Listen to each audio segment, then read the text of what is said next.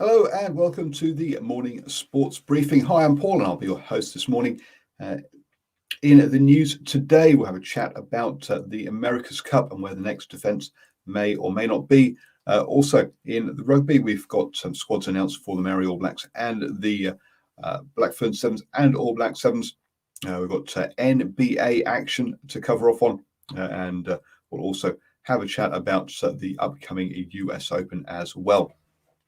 This is your best way to start the day, up to speed with all of the important sports news. The Maori All Blacks have named a experienced squad heading into their test matches or their games this winter. Sorry, the two debutants been named in Ollie Norris and Josh Dixon. Ash Dixon will again be captaining the squad that Clayton McMillan has announced. He'll be assisted by Roger Randall again, who's been, both those two have been coaching the Maori All Blacks for a number of years now, and also Chris Gibbs as well from the Hurricanes. So looking forward to the Maori All Blacks games coming up. Some interesting names in there in Quinn Tupaia, obviously, who's had a good season, and with the shortage in the centres means that obviously he will not be with the All Blacks. Also, Josh Awani, the big one, with the shirt suggests he will not be in the All Black squad as well with that one. Also, the Sevens squads for the Black Ferns and All Blacks have been named ahead of the Oceania Sevens next week.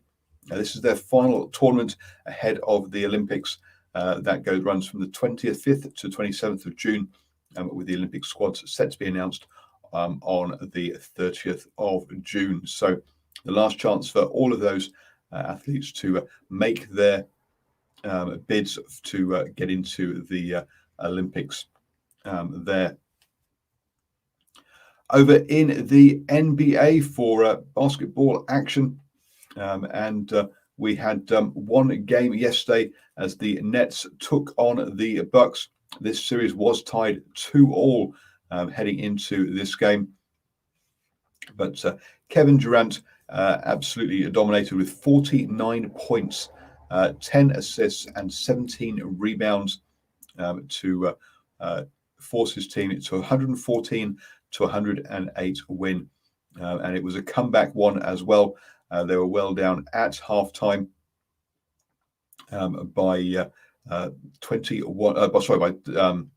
14 points after the first quarter and by 16 points by halftime. So an impressive comeback win there for the Brooklyn Nets, all with Kevin Durant, one of the forcing his way or forcing his team into a 3-2 lead in that series. Remember, it's first to four or best of seven series today. Two games with the 76ers taking on the Hawks and the Jazz taking on the Clippers. Both of those series tied at 2-2 currently. Moving on then to the US Open. And just so you know, we will be recording our preview of the US Open today. So you can become it'll be for supporters only. So you can become a supporter of New Zealand Sports Radio by heading over to patreon.com/NZ Sport Radio. It'll be available as a video and also as a podcast as well. So do check out that. Also, finally the America's Cup exclusive discussions between Team New Zealand and the New Zealand government has come to a close. The offer from to New Zealand government was $99 million worth of in cash and also in kind.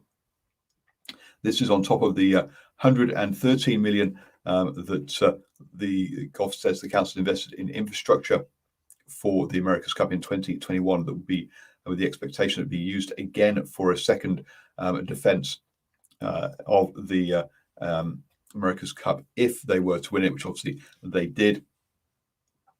However, it looks like Team New Zealand is looking for around $200 million so about double of what was being offered by the government. So they'll be now looking at bids from other places around the globe. The government offer has gone off the table and would have to go back to cabinet if any one would have been if another offer is to be or discussions are to continue. Some of the locations around the world that are being discussed potentially is in the UK around the Isle of Wight and Middle Eastern options such as Oman and in the Middle East there, also potentially China as well. So lots of potential places.